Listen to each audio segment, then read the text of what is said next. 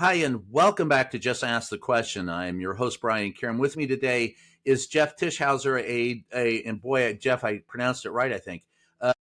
You did. That was a good job. Thank you. Professor and from academia world. Wow. It's quite a pleasure to have you with us, Jeff. The reason why Thanks for having me. The reason why I got him here today, folks, is we want to talk a little bit about the ICE raids in Chicago. We've heard a lot of hyperbole. We've seen a lot of reporting and coming out of the White House and elsewhere. And so Jeff is an eyewitness to what occurred there. And so we want to kind of talk about what you've seen. First of all, Jeff, professor of what? Where do you teach and what do you teach? So I am an adjunct at some universities around the Chicagoland area. And then I also work at a nonprofit. I'm a researcher there. I look at really kind of the worst of the worst people, looking into white power movement activists, trying to stop their activity and really expose them wherever they are in the United States. So let me talk about why were you at and how many times have you been at protests against ICE? Why were you there? Well, I was there because it enrages me to see my neighbors disappeared by masked men in unmarked cars. I was there because I want to show solidarity with my neighbors. I was there because I wanted to document some of the really dehumanizing behavior that I've heard about from DHS agents. So I went there as a resident, as someone in the United States with First Amendment rights, I think, right? I think that I still have those right now. And I went there to, I went there to yell and to be disgusted at DHS, at ICE, at the whole operation. I see it as really, there's a couple front lines on Trump's war on Chicago. There's a couple, like, even broaden it out. There's some front lines on Trump's war against democracy in the United States. And one of those front lines in Chicago exists at Broadview, Illinois, outside of the ICE facility.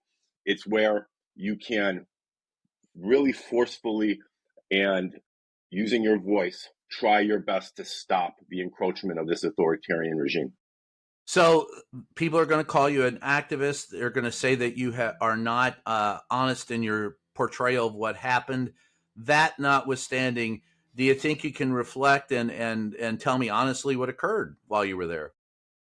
You know, we could get into the so-called objective methods of reporting. I'm an activist journalist. I'm an advocate for this mission that my organization that I work for has. It's to dismantle white supremacy. There's a couple other things, but I can use the methods of objectivity, right? How we collect information, how we interview people, like the framing we use kind of is fitted in here.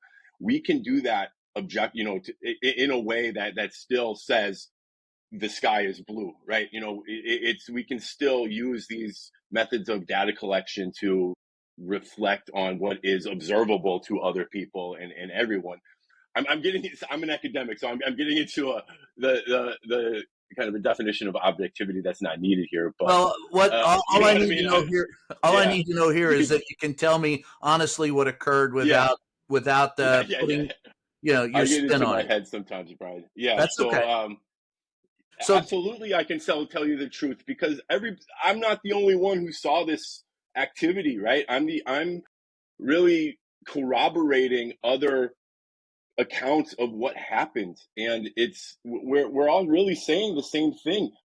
DHS agents opened that fence outside of Broadview and unprovoked immediately start tear gassing people, start shooting non-lethals at people, and there was up until that moment people were just shouting, people were just yelling, and of course I could tell that truthfully. Okay, so when did this occur and where did this occur?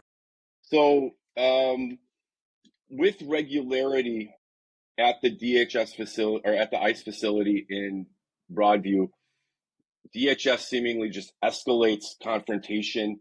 Some people think these escalations are for like propaganda purposes. So you see them with camera operators. Okay, well, wait a minute. When were you there that you saw this? So I'm sorry, Brian. Yeah.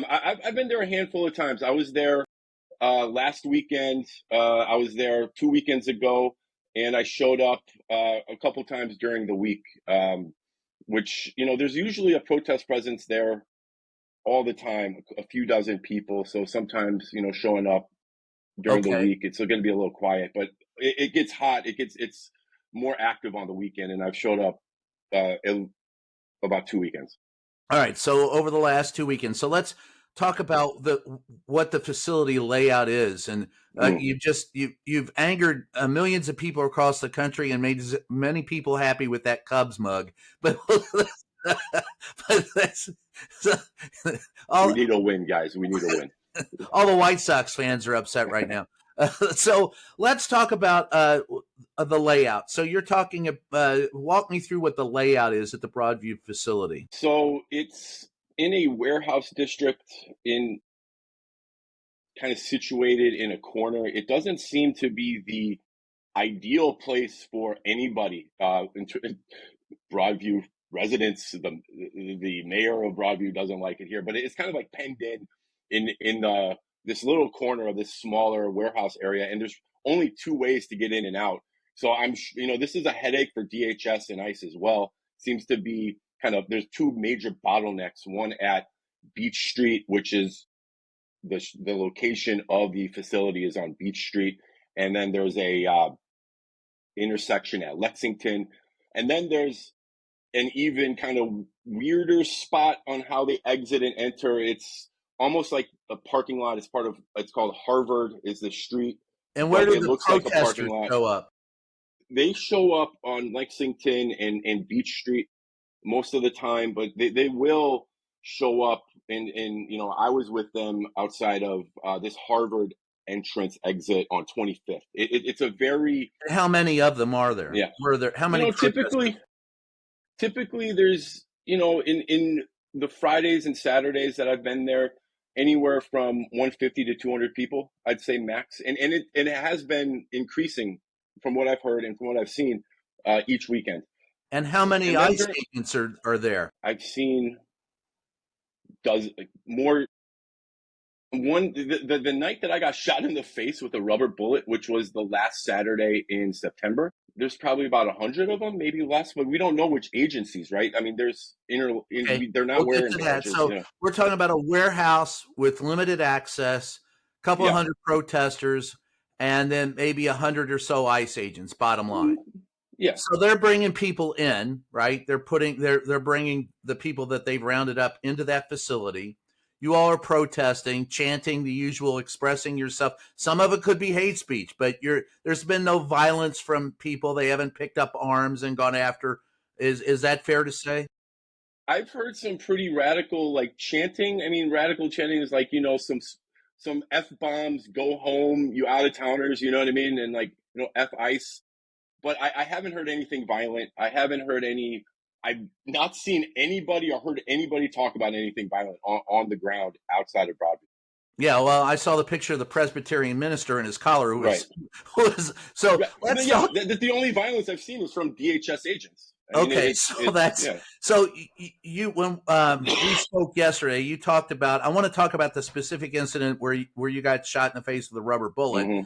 but let's also talk about what you saw as far as with drones and cameras and the ICE agents. Walk me through what you saw, and was that the day that you got shot with the rubber bullet? So I did see the camera operators there the night that I got shot with the rubber bullet. You see them amass when they And are these are coming out. now, Yeah, to be honest, and to be clear, these are ICE agents with the cameras and the drones, correct?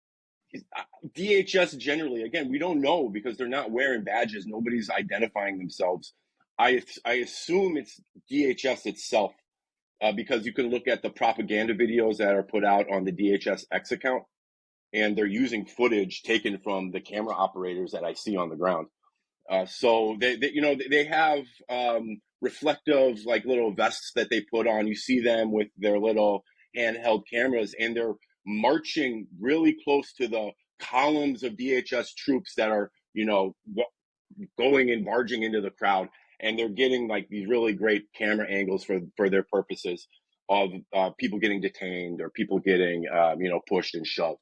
And again, there's no the protesters are calm, we're chanting, we're yelling at them, and then all of a sudden they just kind of barge out.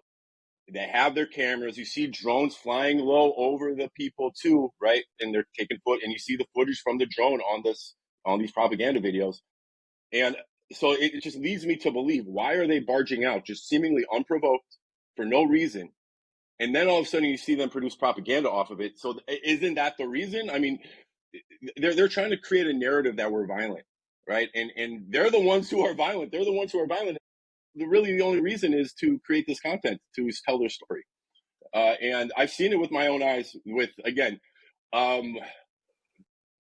that night in which I got shot in the face with the rubber bullet. Where'd You you saw get them hit? behind, yeah, right here. I mean, it's kind of gone right now, but you can still see a little Yeah, bit I of it. see it. Yeah. And let me tell you, Brian, I was following their commands. Yes, I was walking Commands. backwards. Walk me through step by step what happened. So, okay, they opened the fence, and there's maybe a handful of people in the road trying to block them, right? And you can't really hear what their commands are, but you kind of hear this muffled like noise of someone on a loudspeaker, but a very bad loudspeaker. I'm heckling them like, why can't you get amplified sound, DHS? You just got 150 million or whatever budget. You can't get amplified sound. Nobody can hear you. And like I'm shouting pretty loud about that. And people are saying the same thing, and we cannot understand what they're saying. Even journalists who I was standing around couldn't understand what they were saying. And then all of a sudden, tear gas, they start coming out. People, in the front try to stay, together, but they're quickly brushed aside, right? A lot of people start getting detained. And I start, I'm like, okay, I don't want to get detained.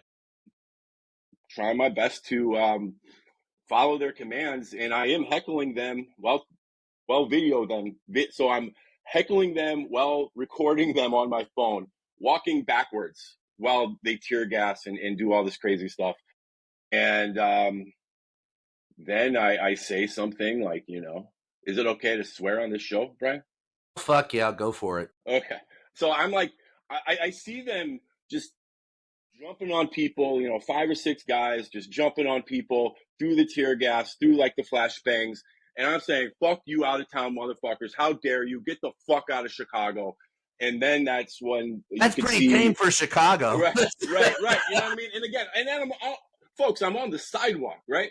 And I'm just giving them shit. And then I see, maybe 30 feet away from me, this guy raise up and shoot me point blank in the face. And then this is also happening so fast. Like it goes really, really quickly. I get shot in my face, and then I'm dazed, and I'm like, oh, I start walking back a little bit quicker. And Yeah. then more tear gas, and that's when the tear gas in just starts flying, and I can't breathe, I can't see really, and I'm like, kind of going out with my arms. People are running by me, and then somebody like this young Latino man just grabs my arm. He's like, "Come with me." And I don't think, without that young man, I would have been there maybe, because you could hear stuff flying by your head too, and they were aiming at people's head. Clearly, they were aiming at people's head. So it was a scary situation. As I was being dragged out, through my goggles, I was wearing eye protection, thankfully. Through my goggles, I was seeing more people being detained. Again, jumped on by 5 or 6 really big men, and being detained. And then, as this young man was kind of leading me out, we get hit like with flashbangs. One hits my arm. I still got a pretty big bruise, and it falls to the side. And then another one falls directly to the right of us.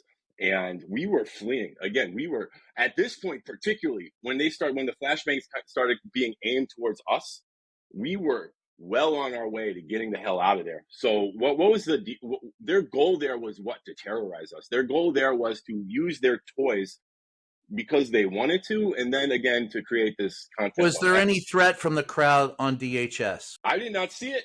I did not see any threat other than people, unless you consider words threats. I mean, I guess some of them can be, but I didn't hear any threats.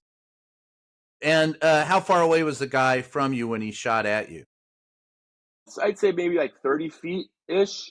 I mean, I felt I was targeted because as soon as I said, "Ah, fuck you fucking piece of Yeah. shit," you could see him, and Now, do the you guy have was that like, video from your phone still? Have you I posted it? I do have the video. It's so chaotic in like I'm walking away, so you can't really see it that clearly, but you can see it. But it's just not the best video, folks. I'll say Well, nobody's going to judge you at the Oscars.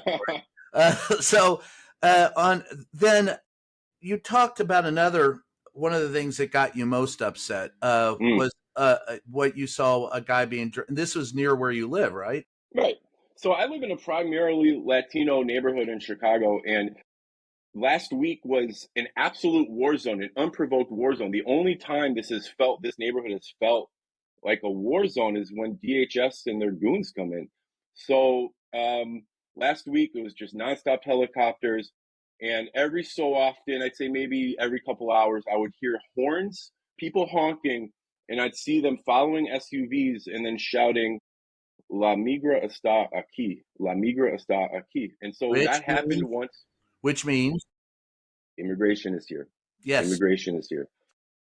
So that happened last week. I was like, okay. And then I started walking, kind of following them. I noticed that they stopped, and a crowd amasses. And by the time I get there, they already have a man. And I'm never going to forget his face. I'm never going to forget his pleas. And he was, as masked men were pulling this poor man, my neighbor, into an unmarked car. He asked them, can I please call my daughter? Can I please call my daughter? And they didn't even, no reaction from the DHS goons who were pushing him in and treating him like he's less than, like he's not even human. And that's the stuff that motivates me to get out to Broadview and try to shut this down. This is he's not a criminal. He's a father. He's a hardworking man. He adds value. I just hate it because it's like even the so-called criminal migrants have human rights too, right? And they get due process too, right? So it's like this not whole anymore thing in of this like, country, but that's right, another right, right. story. But That's a whole nother thing. Yeah, yeah, exactly. So like to say that, oh, they're all criminals, even that's wrong. But okay, if you want to take the criminals out, sure, do it the right way, right? Do it fine. But like my neighbor is a worker. He is a father. He is putting food on the table for his family. He's just trying to survive, just like my ancestors did when they came over here from Switzerland and Germany and Ireland. I mean, it's so just disgusting, and that's what motivates me to go out to Broadview. so Jeff, tell me about in your observation of those who have been out there, what's the professionalism level of those that have been arresting and detaining people from DHS? So, I've spoken to several people who've been detained, including journalists, at the Broadview facility. These are folks, some of the folks were just using their 1A rights, and they were detained by DHS agents. A journalist I know was detained for photographing someone getting arrested outside of Broadview. And what I heard from some of these detainees is shocking. They go into this small building that is ICE's headquarters, and inside this building it's just complete chaos. I've been told nobody knows what they're doing in there. I've been told that these agents in this building, they don't know where the working phone is. They don't know the Wi-Fi password. Nobody knows what key opens what. So it's just a level of lack of preparedness, which I think speaks to a lack of professionalism. But then if you look at their behavior on the ground, it's not just like the brutality that you see. It's not just like these unprovoked attacks that really stand out, but it's just a clear lack of training and a willingness by DHS to escalate and agitate the situation. Why? Because the hunch is, at least in my mind, they want to tell the narrative that protesters are violent, so they're there to cause violence on us, to get us to react. And if we're not reacting that way, they're going to agitate us until we do. Okay, so it's very unprofessional, very much unqualified people who are orchestrating, the DHS war on Chicago. And I would add that some of their lack of professionalism must come from, like, they're not getting paid right now. They're under this very unrealistic quota system that, I think Stephen Miller set up apparently. So it's weighing on them. And you can see in some of the photographs, if you go to Unraveled or if you go to the Tribe, you'll see this in their videos too.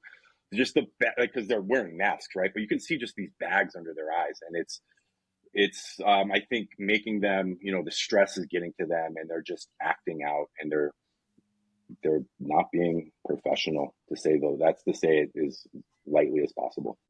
So when Donald Trump says that, you use the term war zone, which is what Trump and the administration uses.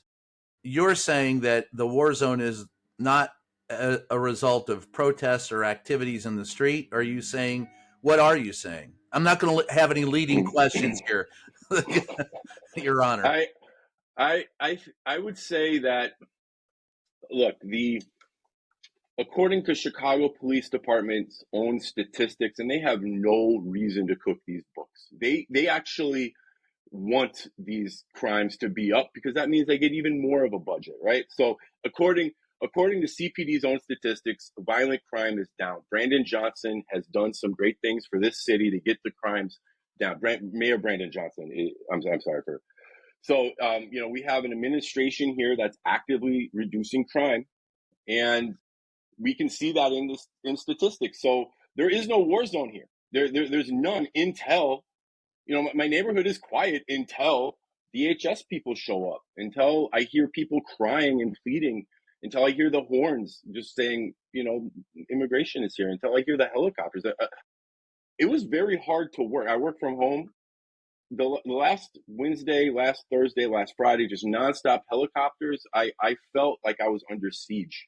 I don't know how else to describe it. So that's why I will call it a war zone, because to me, as someone who's never experienced conflict like that, I'm not a war reporter.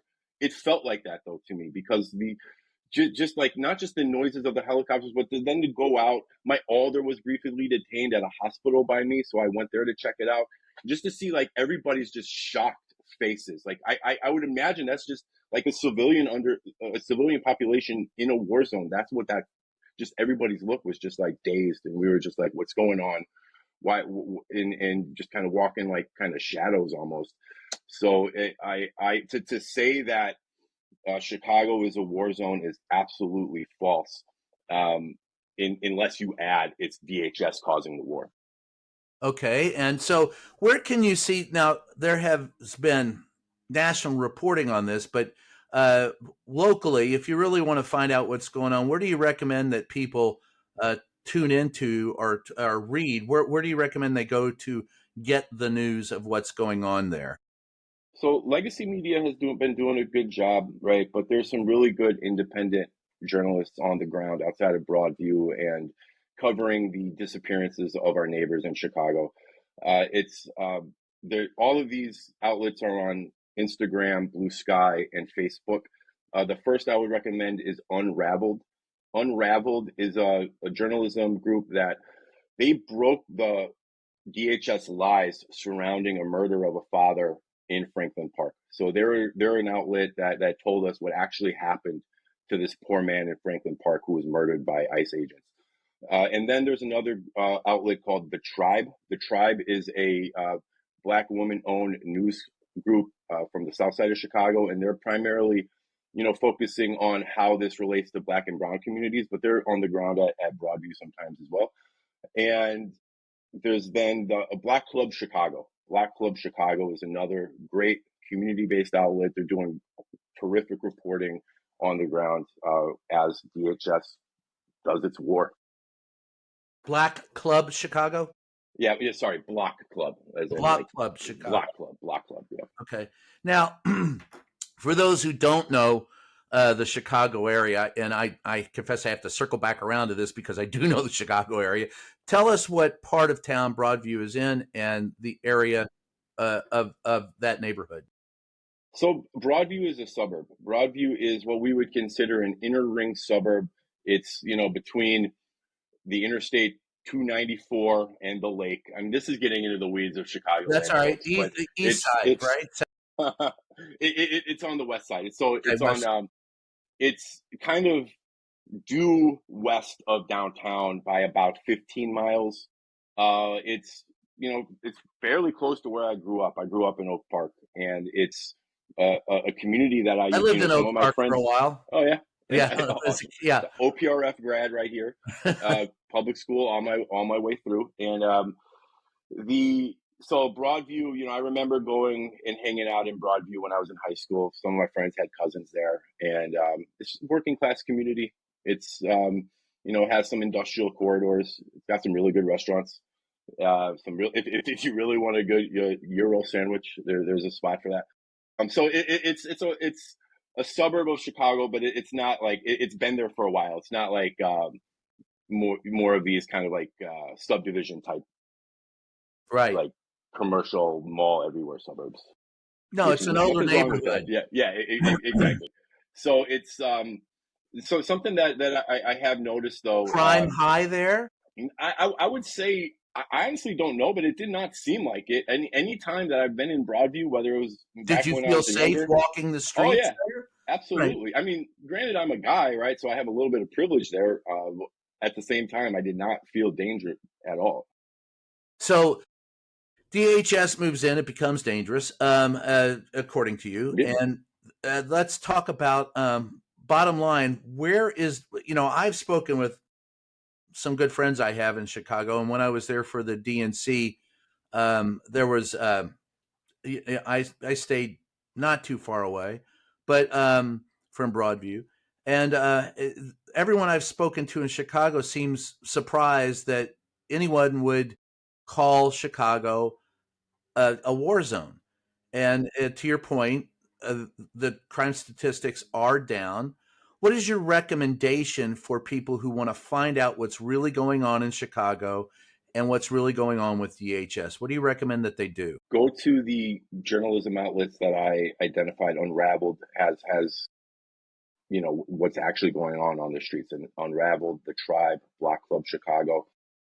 If you're around the area, No King's March, come and see how in October 18th there's a huge march downtown Chicago. Come and see how beautiful my city is, our city, and come and see how beautiful and safe it is, and just make up your own mind, right? That's something that I would love to see my Midwest family do. Just, I would say another thing I think people can do, and I think a lot of people are already here, but just treat everything that DHS has said about what's going on in Chicago with a great deal of skepticism. There's been video evidence on so many incidents that DHS is saying X has happened. Video evidence has showed the exact opposite. So just treat everything that DHS is saying with a huge amount of skepticism, and go to Unraveled, The Tribe, Block Club to Chicago to see what's actually going on. Will you be out there protesting again? Absolutely. Everybody I talk to on the street, and it's a very calm atmosphere until DHS launches its attack. I've talked to so many people. I've talked to people who consider themselves libertarian. I've talked to people who consider themselves moderate. I've talked to war veterans. I've talked to not children, like teenagers. I'm sorry. Right. So in every and this was after we were attacked. We were talking, and everybody I talked to said we're coming back. They're not scaring anybody. We're not living in fear. We're actually we're now more angry and more united. So I'm going back with that energy. Are you concerned that it will become violent and play into the hands of those who would like it to be violent? The only people who will make it violent is DHS. I am worried about their violence now that I think the Texas National Guard is going to be there. I'm very worried about the potential for violence from them, from DHS. I am not worried about any violence from protesters or getting into conflict with someone who's standing on the side trying to shut this down. All right, Jeff, look, I really appreciate your help, and it's good to talk to someone who's been on the ground there and who knows firsthand. Where can we go to? Do you have a presence on the internet that you'd like to I do. promote? I do have a little small pocket of the world on the internet. It's on Blue Sky. It's jtischauser.com. blue.bsky.com, or just put me in the search Jeff Tischauser on Blue Sky. You'll see this beautiful face. With a bruise from a rubber bullet. With a bruise now. I mean, this bruise is actually pretty. But you can show me that one if you want, but but no. All right. Well, listen, I thank you for being with us today. Yeah, thanks, Brian. And good luck out there, and be careful. They want you violent. Remember what John Lennon said. That's how they want you violent, because then they can control you. It's when you laugh and smile at them that they can't control that. So laugh and smile. Don't let them. They're never going to steal my smile. They will never steal this smile. So thank you, Brian. Yes. Thank you very much for being with us. This is Just Ask the Question. I am your host, Brian Karam. We'll catch you next time.